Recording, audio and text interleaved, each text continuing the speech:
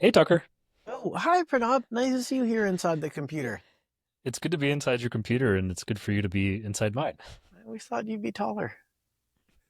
I thought so too. Still waiting for that growth spurt. Nice. So we're here today to talk about your book and also talk about someone else's content. But really, I just had a few questions around some of the concepts from Sanity and Sainthood, which came out a few months ago, and curious how it kind of lands on maybe more of the deep end of the path. And I thought you'd be the person to talk about that with. I did write it, so let's go. Nice. So to start, I'd be curious if you can kind of give your riff just to kind of set the context on what is the distinction between content and process and how that's roughly divided between meditation and psychotherapy, Yeah, since you sure. are both a meditation teacher and psychotherapist. So this is maybe the central point of the book is most of what you're doing in psychotherapy is looking at the content of your experience. Content is the thing that at least Westerners normally relate to, right? So everybody who's listening to this is focusing on what you and I are saying and trying to extract meaning from that. Very few people are like noticing how their mind is processing what we're saying, changes in volume and so forth, unless they're dramatic. Content is what's happening. And so in therapy, generally, you're addressing content, right? Uh, Often the first question is like, how are you? How was your week? Or something like that. The idea of addressing the content is that you can make it better. Your mind has a lot of insanity in it, meaning the content is a mess. And if you work on the content, you can improve it. And of course, that's true. The Buddhist angle is largely, I mean, you can improve it, but like it's not going to stay that way. A lot of the factors of whether it feels good or bad to be you are things that you can't ultimately control for all that long.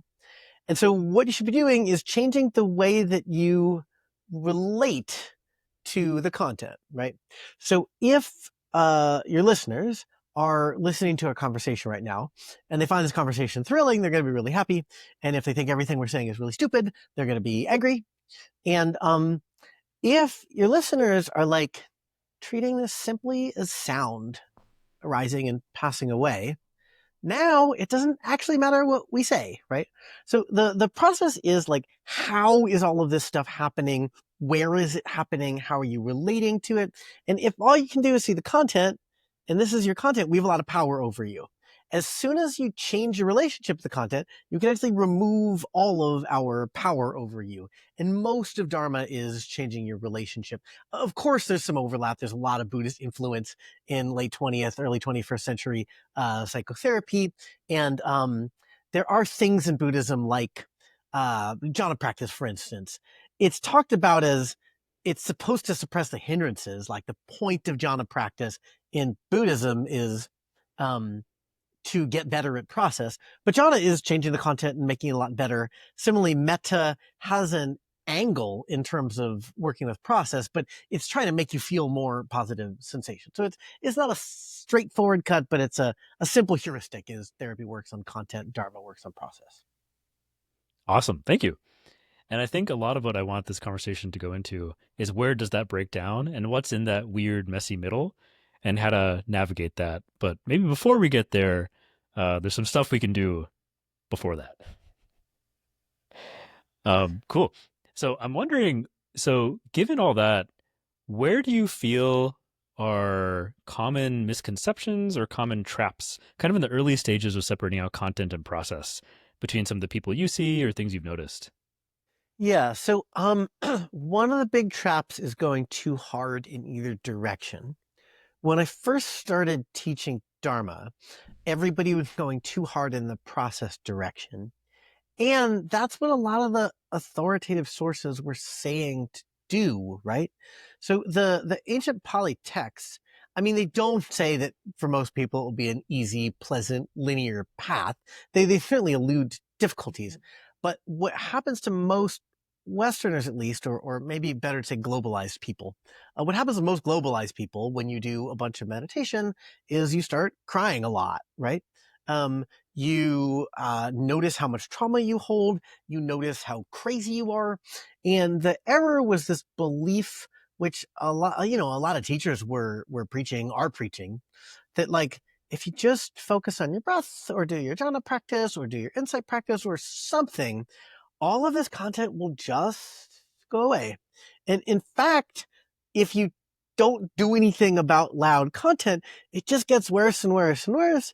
And you feel like you are failing at meditation, or the dharma doesn't work, or it doesn't work for you, or something like that. So this is one common mistake, is like, if all you do is process, the content will go away. And in fact, if all you do is process, the content gets worse and worse and worse. The other one, which is less common, but here in the Bay Area, you do see it, is like people who basically think if you talk to your internal parts all day, you will become sane. And like, in fact, if the model you take of yourself is that you're schizophrenic, and then like double and triple and quadruple down on that model, it makes you progressively more insane, reactive, narcissistic, hey, do you want to hang out on Sunday? And it's like, okay, I have a 45-minute essay on what all my parts want to do and no answer to your question. Yeah. I'd love to learn more about that and see what you've seen as the failure modes there, because things like IFS, parts work, focusing, all the somatic stuff is super in vogue, and I think is pretty important. And I know you Yeah, feel that it way vogue too. for good reason. Yep. And I'm curious, kind of, where do you feel like those failure modes happen, and what can people do to remedy those kind of 45-minute diatribes on the nature of all their parts? Yeah, so what you're trying to do is both process and content, right? The rhyme that I use in my book is that if all you do is process, you feel hazy, meaning you don't really know what's happening in your mind. There's not a lot of, it's not that you become suicidal at all, but your like motivation to live gets pretty low. Like, most of the reasons it's good to be alive are love, meaning, connection, passion, direction, purpose, which are all the names of feelings, right? So hazy means feeling kind of flat. Crazy means feeling reactive. Every time a part starts talking, everybody in the room needs to stop what they're doing and address the feeling you've just had, right? So the thing you're trying to do is not fall too far into being hazy, meaning spiritually bypassed, dissociated, and not too far into being crazy, meaning reactive, self-obsessed. Weak is probably a good word that would go along with crazy. Like, okay, you have an unpleasant feeling, like, move on. You can handle that. Whereas if all you're doing is looking at the content, there's no tolerance. There's just like, improve, improve, improve. So what you're trying to do is both. The way I always talk about it is, if 0 is totally dissociated and 10 is freaking out every time you have an emotion, you don't need to be awesome at math to figure out the optimal number here is 5. You're not going to be able to stay at 5. That's a really fine balance. You should be like in the 3 to 7 range. And if you find you're getting really reactive, stop doing parts work. Like, okay, there's a lot of voices you hear in your head. They just arise and pass away. You don't have to listen to them. You don't have to be them. Um, and if you find you're going flat, or if you find you're misbehaving, like people who, like, yeah, I've done all this meditation. I don't experience any anger. Well, I just saw you screaming at somebody. It was just like non-self spiritual energy, like passing through me and manifesting on its way to God consciousness. If you start like misbehaving, that's another sign of being too dissociated. So Yeah. that's how I think about it. Avoid the extremes. Sweet. Middle A way. thing that comes to my mind is the role of compassion, metta, groundedness, and maybe secure attachment, which I know is a lot of concepts in one, and maybe that's too many that I'm kind of equivocating in some ways. But could you talk about your experience with that sense of warmth or groundedness as it relates to this stuff? Yeah. Attachment's a big topic, so maybe Yeah, let's put that. Yeah, I'll put that to the side. In terms of like warmth, groundedness, the Buddhist term, which I know you're familiar with, is the Brahma Viharas. So equanimity, for some reason, is thrown in there.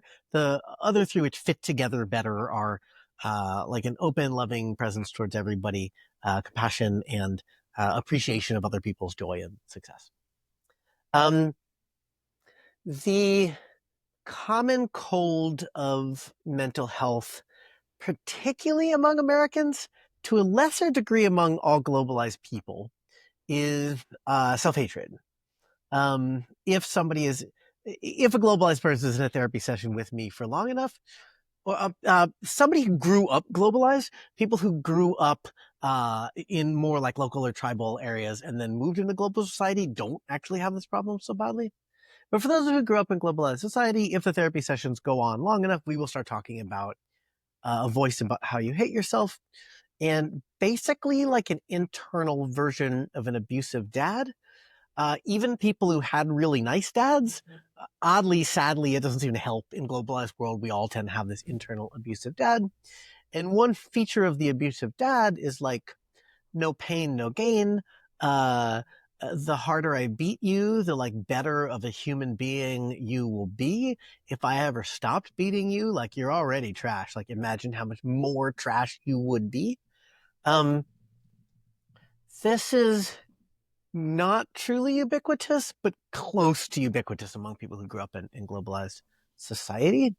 Um, and one thing that comes from this, which can be really hard to notice, is that dharma becomes one more whip you use to beat yourself with, right? That you're not good enough. And you can have like really compassionate, flowery language around self-help and improvement and enlightenment, but it's masking the idea that dharma for you means you're not good enough, you're not doing it right.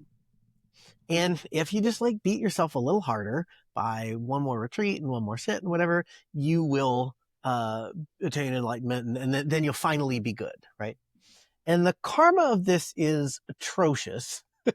In Buddhism, karma means, I like to use a simple definition, that what you do determines who you are, and who you are determines what you do in a cycle, right?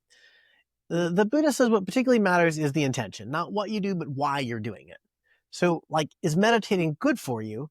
Well, it actually depends on why you're meditating. If you're meditating because you hate yourself or you hate your experience and you think sitting quietly will kill it, that's kind of more bad for you than good for you. So the place where I see metta as being the most helpful is here. Um, uh, like, why is somebody doing 5 IFS sessions a week? Like, they hate their experience and they want a totally different experience. I think of like in Scrabble where you can just trade in all your tiles, get all new tiles. The idea of metta is like, if if you're in love with somebody, and hopefully a lot of our listeners out here are in love with somebody, um, you can list their flaws, and those flaws don't stop you from being in love, right?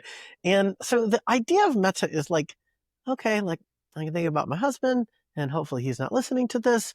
I can think of some things if I designed a husband that would be different, and like I'm totally in love with him, and I don't really mind those things. And then can I do that to myself? That's what I see as like the strongest value of the Brahma Viharas. It seems like in the at least in the ancient South Asia where these teachings come from, the problem was that people were arrogant and selfish. Um, Most of the people I work with, it's the opposite. They're very like kind to Mm. others and want to help, and very cruel to themselves. So I think that like metta and compassion and the Yeah, mudita as well, the ability to be proud of yourself.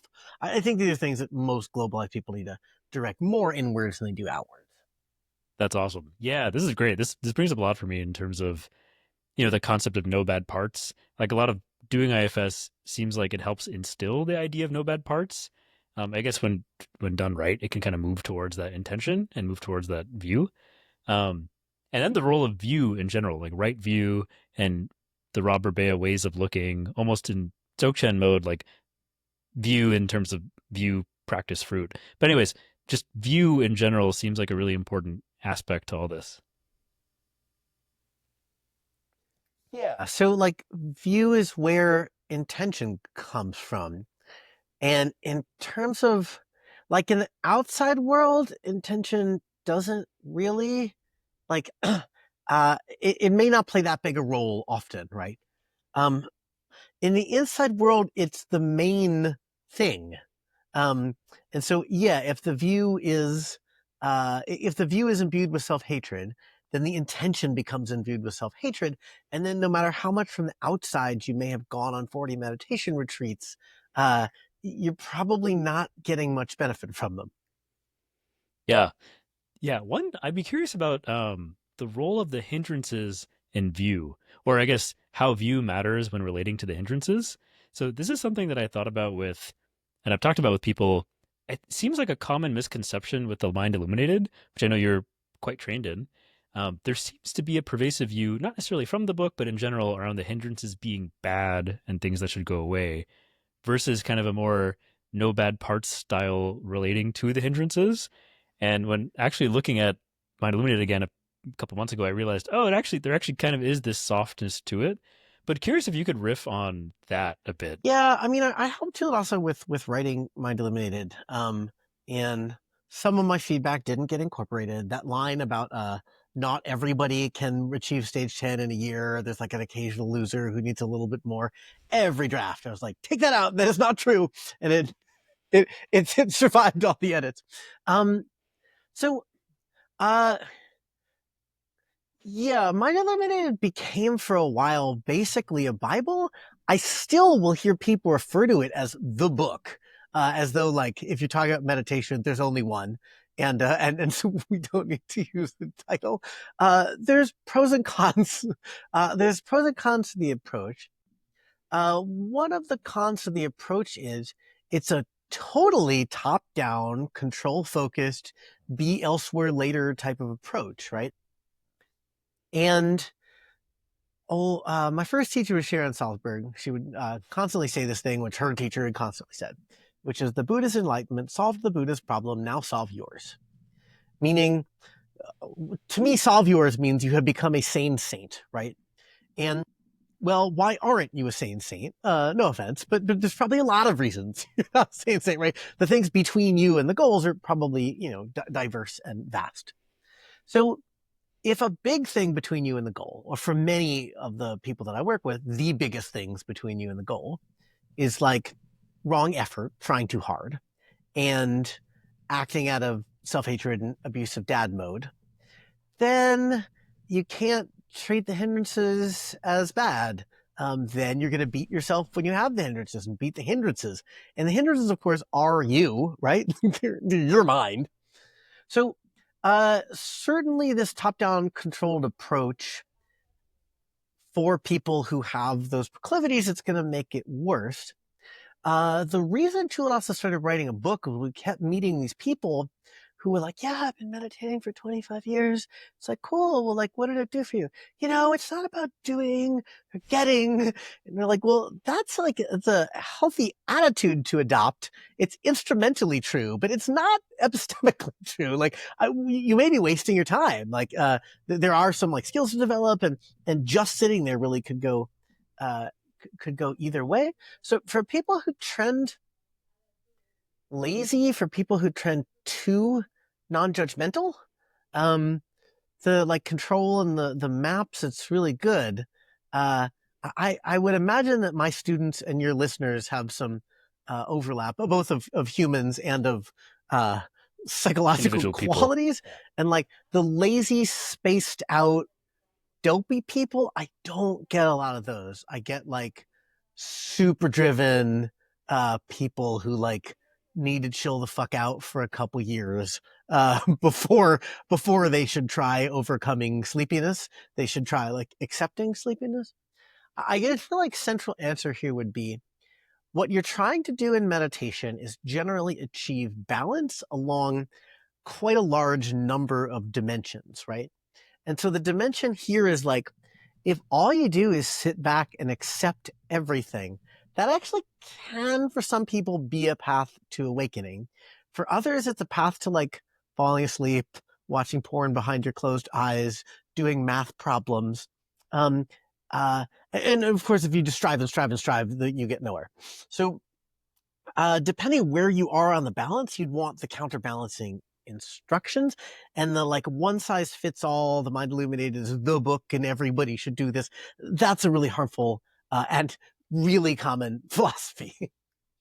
Yeah, I know that for me, starting off a few years ago, I was really stuck to the Mind Illuminated as a thing that I had to do, and I felt like I wasn't making a ton of progress. But then the thing that was giving me a lot of juice was working with Michael Taft's practice and the more spacious awareness type stuff. But it was almost like my brain didn't let me do that because I was like, wait, no, where will that get me on the Mind Illuminated stages? And then once I kind of dropped that, and I actually could fall into the thing that I really liked, and then made a bunch of progress in the ways that I wanted to make progress. Michael coached me on a few solo retreats, and one of them he was like, basically, I think what you should do next is cultivate more dullness. There's a way in which, like, if the ego's really weak, you can get it even weaker by like getting under the covers. And I was just like, that's so loud. How could you say that? My like first response was like, heretic, burn him. Yeah, the teacher I studied with the longest was Childasa, and dullness is original sin. Yeah, that's awesome. Yeah, and I really like the idea of so I used to work at Jhourney and you had Steven Zerfis on your teaching meditation podcast. Oh I yeah. think the Thanks for yeah, pitching my podcast. teaching meditation, subscribe now. It's really good. I like it a lot. But one thing that I think that he and the organization does really well is emphasize two of those points you made of, oh yeah, the goal is do nothing, nowhere to go, nowhere to be. There's no goal in practice, and seeing that I'm not sure the right way to phrase it, but that as a pointer to a way of being more than like literally there is no goal. Like, yes, there are things we're moving the mind towards. There is mind training, there is kind of progression. And then within that, there's skill development. And I think both of those kind of feel very helpful as views. Yeah, so the non-doing is certainly not a truth, right? Like the Buddha becomes awakened in his late 20s and just like wanders around for 60 years teaching. In the Mahaparinibbana Sutta, he's like an old man. He says, my body is like an old cart. Like you can't just keep replacing the parts. You have to throw it out some point. And he's like dragging this like almost corpse of his, on multi-day long hikes so he can do a little bit more teaching. So certainly the model isn't like the world is stupid, you can't control anything, just give up. It's that you're controlling things from the ego. You're controlling things from this part of you that's really functional in the outside world and disastrous in the inside world. And you need to stop doing that. And I can't tell you how to stop doing that. That's going to require some insight for you to know what I mean by acting from the ego and not acting from the ego. And so, because I can't tell you how to not act from the ego, why don't you just not act at all? And then, like, you will also be not acting from the ego. It's a way of having an insight into what the ego is. The eventual goal is to be able to, like, recognize the ego and see that it is, well, I mean, it's not a thing, but ooh, one model that works is like the captain's chair connected to a steering wheel that's not connected to anything. And there's like a rotating cast of characters in the captain's chair. Without training for almost everybody, it feels like you are that captain, right? And so you're trying to see that like that captain is not on your team. Like he's generally pretty dumb, pretty angry, and like she's grabbing a busted steering wheel. Uh, and so you're trying to get like a smarter way of relating to the ego, a smarter way of moving the mind. And that is the goal, is like to be able to do stuff to operate the mind in the right way is the goal, Yeah. not to abstain from operating the mind. And reflecting that back, almost a summary is the a progression of do nothing practice is going from do nothing in a coarse physical way where you're literally not doing action to seeing kind of do nothing as seeing the ego as not doing things in a more subtle mind mental move way. Is that a way to kind of summarize, reflect back everything Uh, you're saying? as a map, yes. As an instruction, no. Um, uh, the people who are like, oh my God, Dharma's amazing. It solved all my problems. I'm enlightened now. You have to try it. They've been meditating for 8 months, right? That, the same way that like 14-year-olds believe that no one has ever been as in love as they are. When you're new at it, it's easy to mistake really immature, exciting stuff for insight into non-self. Uh, so yeah, it's really easy to get tricked and be deluded about this stuff. So if you're on a path of non-doing, like just keep non-doing until your teacher says you should stop. When you think you're enlightened, it's probably a bad sign. It's a sign that you Yeah. should really keep letting go. Yeah, nice. There's a whole direction here on liberation stuff and avoidance that I think would be great. But before we get there, I'd be curious on integrating some of the content process stuff into the last few minutes of what we just talked about. So I'm curious, kind of given, the insight, right effort, right view, what part of that is content? What part of that is process? So when an insight comes up, like what does that mean? And when it integrates, what is, curious if you could talk about that a bit, because I think that's where it starts to blend for me or feel a little fractal. Yeah, sure. Where I think it blends is in really advanced states that unless you are sort of semi-monastic or on retreat or a very weird person, unless you're in a real minority category, where they blend together in a state that is too advanced to access in daily life. It's states you access uh, from retreat. And when you access these states is when you see why lots of spiritual people use physics metaphors. And in fact, I just read a great book by Kieran Fox about the Einstein's spiritual life. It's called I Am Part of Infinity. The book's over there, so I had to read the title. That's basically saying all the physicists started talking about Buddhism and Hinduism and spiritual stuff because it starts like metaphorically running together, right? So uh,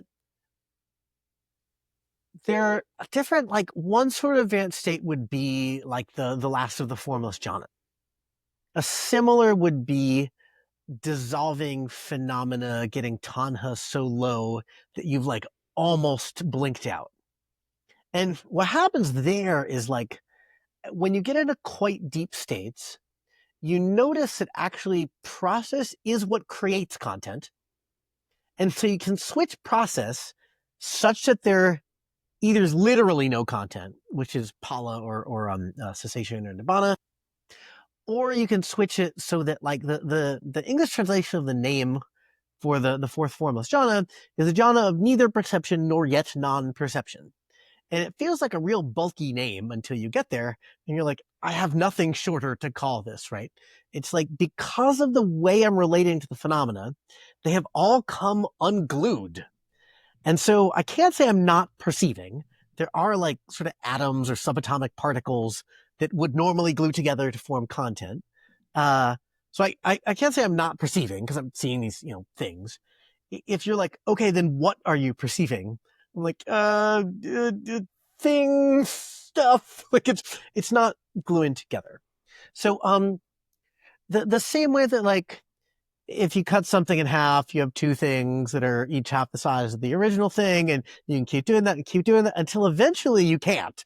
You cut something in half and you have two things that are the same size as the original thing, and actually like whether you're observing it like suddenly determines whether and how it exists. This is one of the metaphors that the spiritual people start talking about. So I think like at the really deep end of the pool, things run together because process undoes content. I don't know whether monks can abide in that state.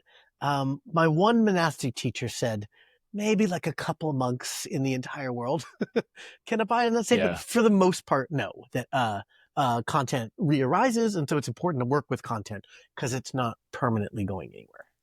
Yeah. And would permanent abiding in that state be something like Nirodha Samapati or some other way of actually being awake and walking around? Yeah. Yeah.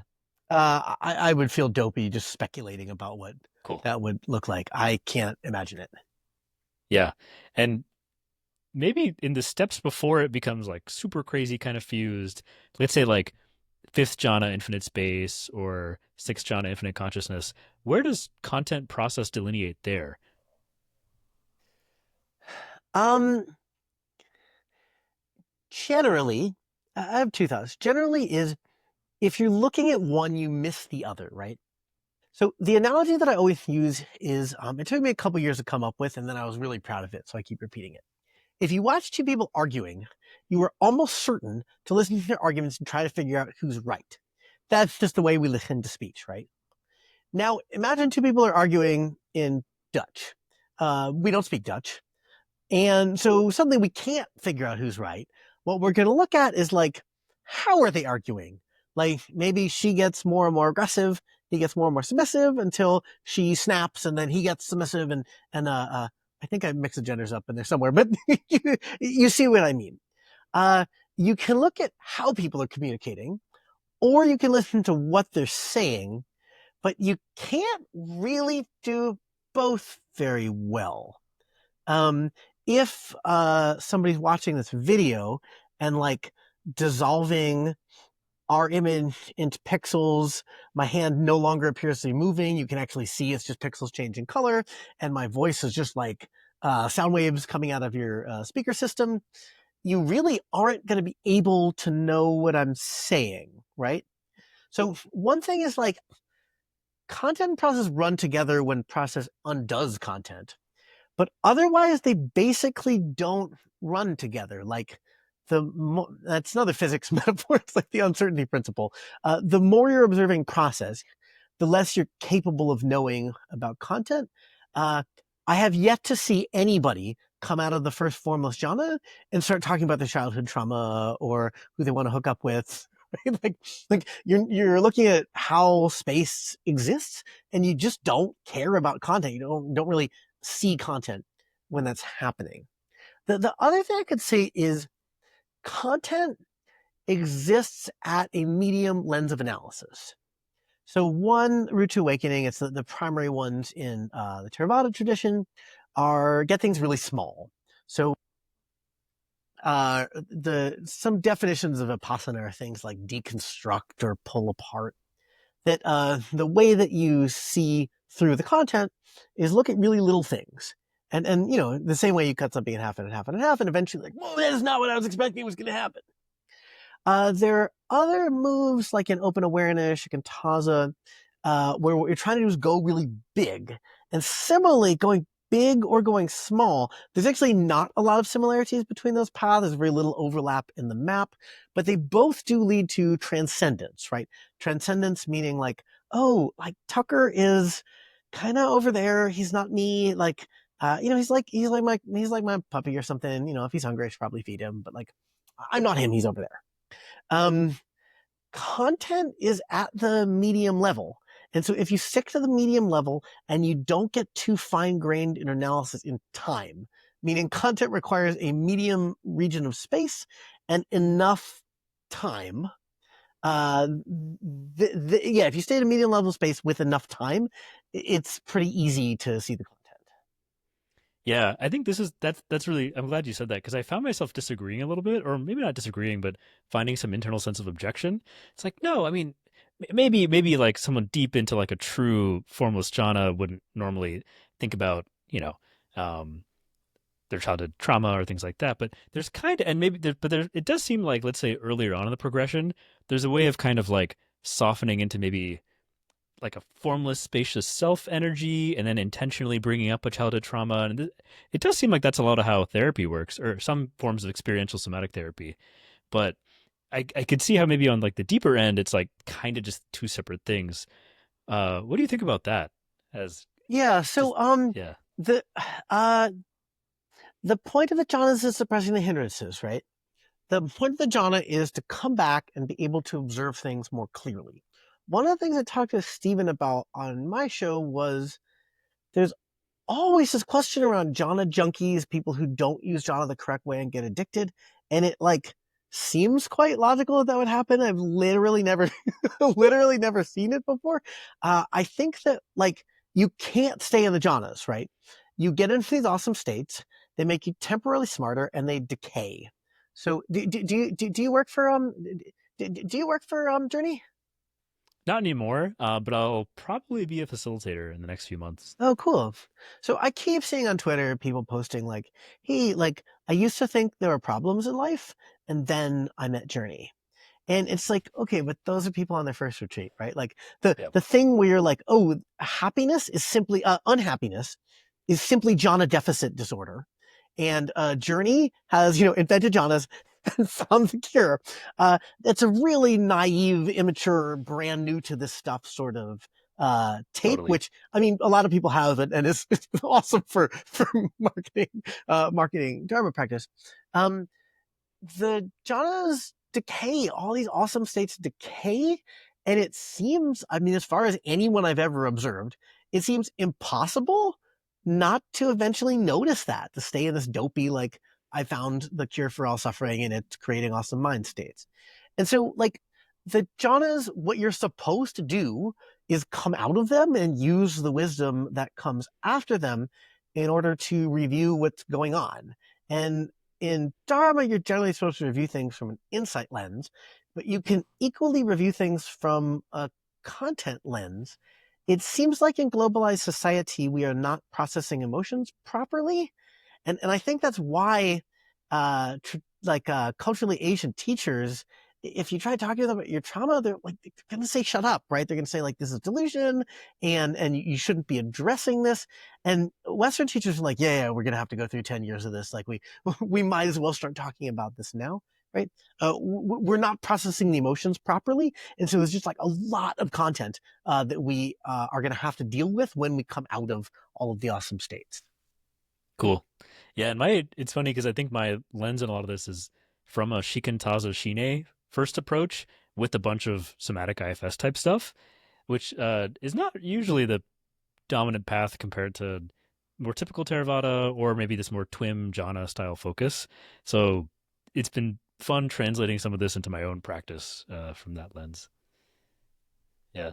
Curious, what do you see the role is of Rob Berbea calls the unfabricated or the deathless, or kind of within the more Tibetan traditions, Rigpa or best approximation of awake awareness in Michael Taft speak. That's all again not the same tradition as the one you're most trained in, but do you see that there's a way in which one could kind of play with both, or a role for that, or maybe that's more Oh yeah, of to the course. deeper end of So practice? it's not that we don't have that in Theravada. My theory in Theravada is that of all the prophets in history, the Buddha tried harder than anyone else not to found a religion. And so it's why he's not telling you any of the good stuff, right? It's like, well, you have no self. And then there's no, instead of a self, you have blank, right? Any blank is just attachment to view. There's one sutta where he's like, here's all the selves you don't have. And it's like, oh, like a cosmic self where like you merge with the cosmos. You super don't have that one. That's the dumbest one. Don't think that, right? So we do use the term nibbana in the Pali Canon. We use the term pala. Um, if there's some like scholar listening, I'm not sure whether Pala appears in the earliest parts of the canon, but it certainly appears in Theravada Buddhism. Um, we're just trying not to talk about what's going to happen because we don't want you to just get attached to that and think Nirvana is heaven. And if you give money to the monks, you go to Nirvana when you die. And look, the Theravada Buddhist world, that's exactly what happened, immediately after the Buddha died. So I think that in later lineages where they're talking about this stuff, it makes a lot of sense. The benefit of not talking about it turned out not to really be there. In terms of what awake awareness and Rigpa mean, I think it's the same thing as what jhana means, right? Where jhana means almost nothing because it means different things to all different speakers. Some people are using Rigma or awake awareness to mean like a large sense of self or a like spatial loss of center. And some people are probably using it to describe states that lay people like you and me have no access to and don't understand, right? So if what you're talking, I think what you're talking about is what we might call like the deathless nibbana. It's it's the transcending of all content, right? It's the transcending of all reality and the cessation of all content.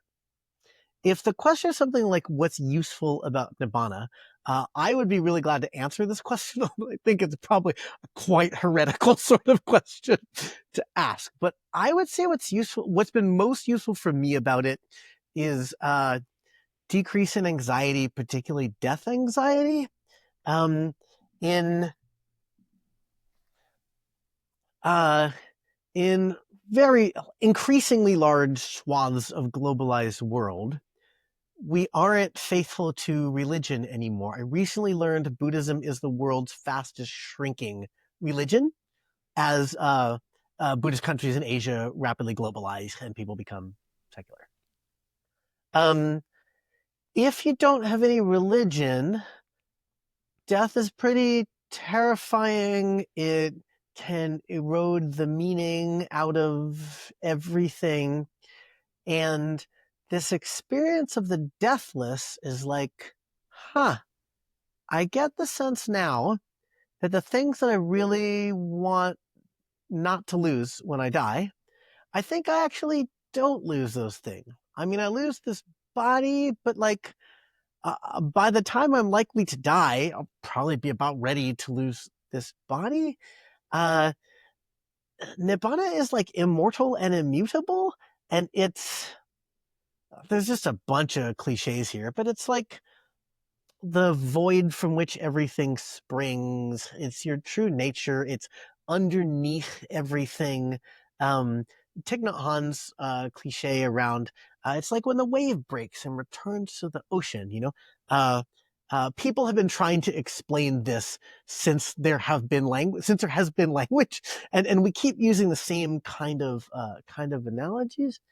Uh, yeah, it's helped me not be so worried about death. And then also, not that I'm by any stretch like devoid of anxiety, but it does help everything feel a little bit lighter. It's like uh one level of the one level of what I'm engaged in might go really badly, and other levels are untouched by that. Beautiful. Yeah, and that's a nice segue into, I think, the difference between awakening and liberation, and maybe even the role of nibbana within both processes. So maybe a more pointed thing there, because I know that's a big topic that I just brought up. Well, particularly, when I say jhana doesn't mean anything, that's an overstatement, right? Like basically what people disagree about is jhana something you can do on your lunch break, or is jhana something you do after a 3-year retreat? It's like similar with Rigpa or awake awareness, there's disagreement on the depth. If you're talking about awakening and liberation, these are truly meaningless terms, and that it's hard to find two people who have any overlap or two systems, maybe even two people have any overlap in what they mean by this. So we have to use a more precise term than either of those to be clear what we're working towards. Awesome. So some of the context we had before this call is that we both talked about Shamil Chandaria's video about non-dual awareness Yeah. and awakening, where he has this chart that I like a lot.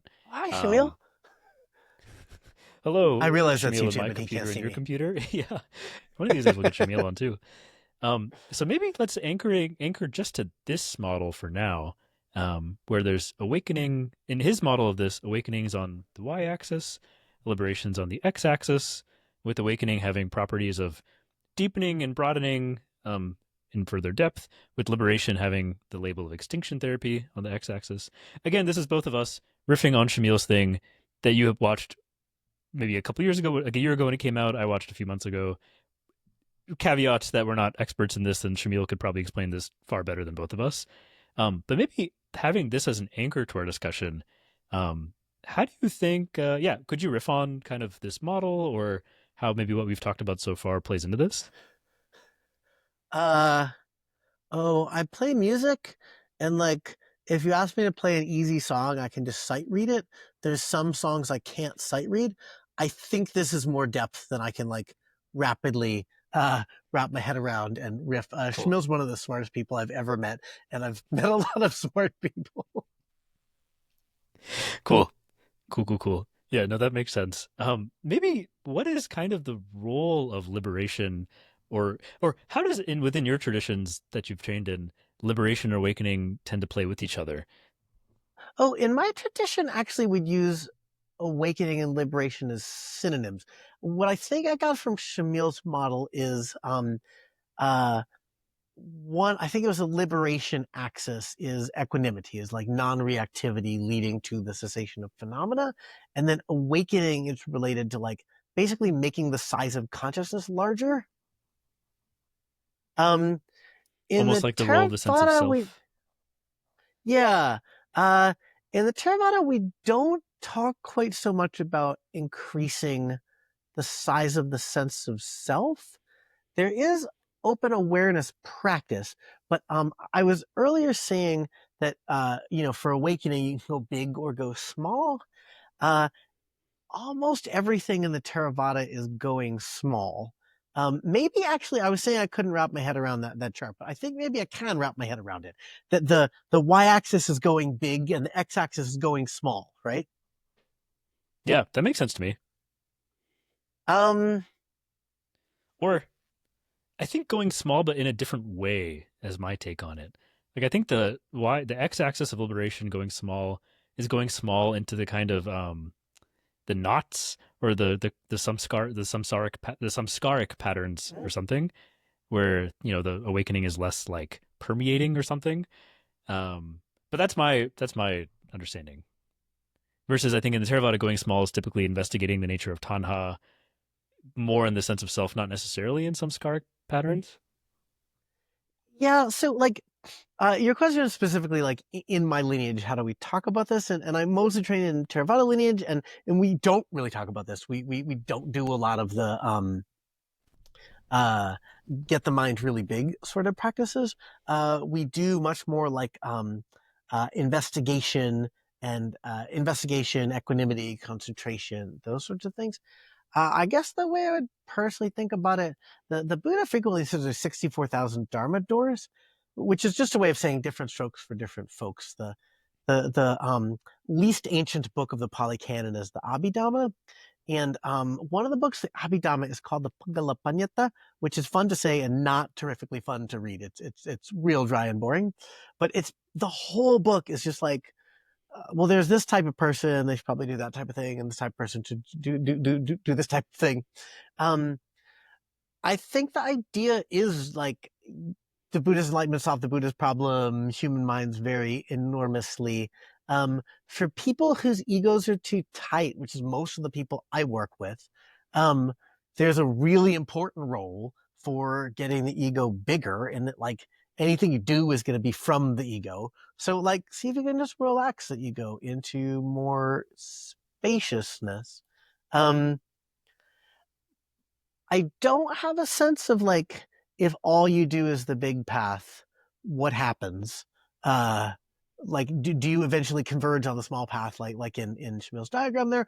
Or my experience of the big path was like at some point feeling like I hit the end. So uh it turns out I'm really talented at the big path stuff and really untalented at the small path stuff. It's why I teach the small path stuff. It's a funny inversion of you can't teach something you're talented at, because if people are struggling, you're like, I don't get it. You just do it. And so the things that you're really bad at naturally are the things where you've made all the mistakes and you really understand all the struggles, and you can teach it, right?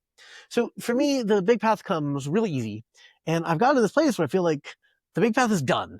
Like, if you want to know whether my sense of self resides in like my head, my foot, my neighbor's house, the Orion galaxies, my answer is going to be like it resides equally in all of those and none of those, right? And so I got there and I was like, fucking now what? Like, I could sort of slap an I'm enlightened bumper sticker on my car and go home. And so what I wound up doing from that point was, you get mental pliancy from there, meaning your mind simply follows instructions in the way that normally you say, hey, mind, focus on the breath. And it's like, fuck you.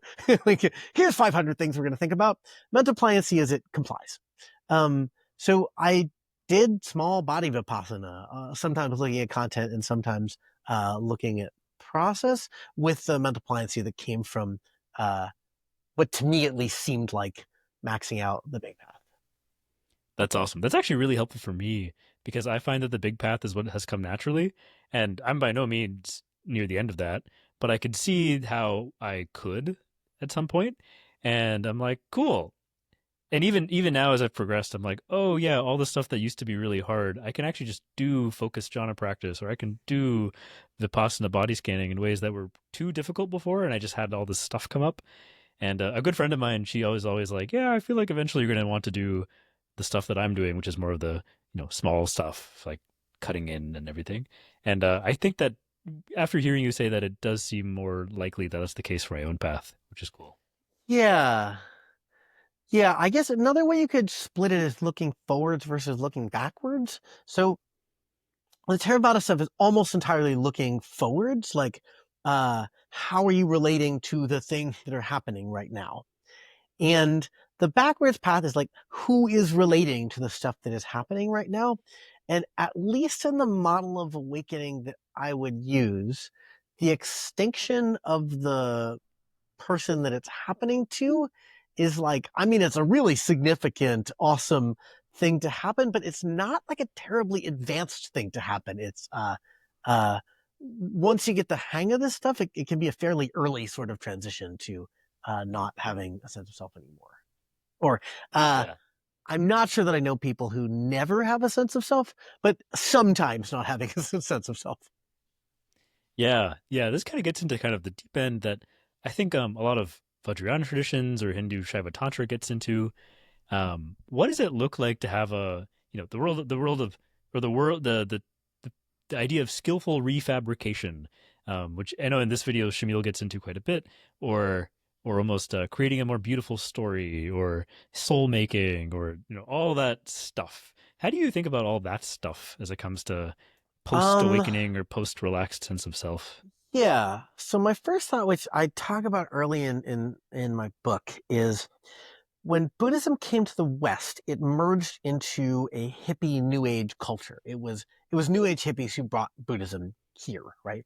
And New Ageism and Buddhism are in most respects the opposite. New Ageism is like you can win, right? There are ways of looking at things. There are supernatural powers that you might not have otherwise known about. You can manifest and actualize and be who you want to be. And Buddhism is like, samsara is fucked, get out of here, right? And there is some overlap between those, but not a lot. And so um, I don't at all take the view that reality is mind generated and you should generate something better. I think this view will make you really crazy. I had a student leave retreat one time and he was like, "You've totally changed my life. Thank you for helping me see that global warming is not something I am doing."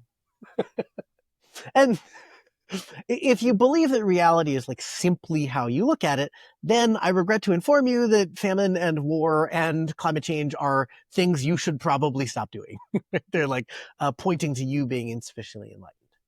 So I think that there is a real world.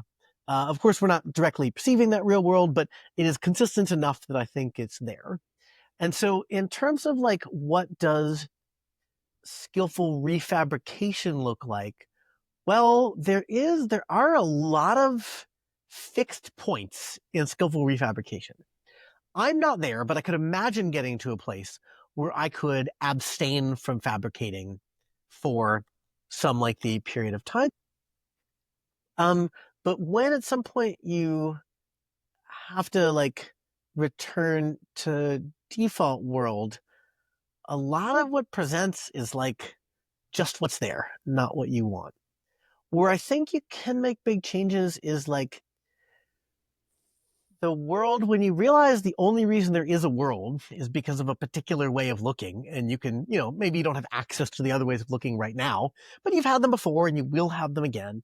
That's this huge decrease in anxiety that I was talking about. You also may be able to draw much smarter stories from the data. So the normal way of living is existing almost entirely in a world of concepts. The easiest way to see this in meditation, I mean, it's not easy. Like the average person can't just do it right now, but it's probably the easiest one. Is you just focus on your breath for a while, and like every day for a while, or on retreat several days in a row, and it goes in and out and in and out and in and out. Like, what am I doing this for? And suddenly you get what in Pali is called the Ugaha Nimitta, which I use the Pali because it's really fun to say Ugaha. That's a And fun way to the say it. Ugaha Yeah. Nimitta is when you suddenly don't have the concept. You're like, okay, I definitely used to have a nose, and there used to be air passing through it, and that created rhythmic sensations that I called the breath. And now, in the region of space formerly inhabited by my nose, is like a non-rhythmic series of sensations. And you can be like, whoa, like I wasn't seeing the raw data. I was living in the theory, and the raw data don't support the theory nearly as tightly as I thought they did. So you may get a lot more flexibility in how you see reality and how you interpret reality, but like that flexibility is quite limited by the fact that uh, at least as long as you have a human brain, like to say, is reality real? Or do we all see reality because we have a human brain? That one I can't answer. But at least as long as you have a human brain, there's going to be an awful lot of constraints on how much world building you can do. Yeah. And I think that sense of being grounded in physicalism and social consensus seems like a good way to become a sane saint. And that seems like a good way to end it. Yeah, that was awesome, Pranav. Thank you. Thanks for sure.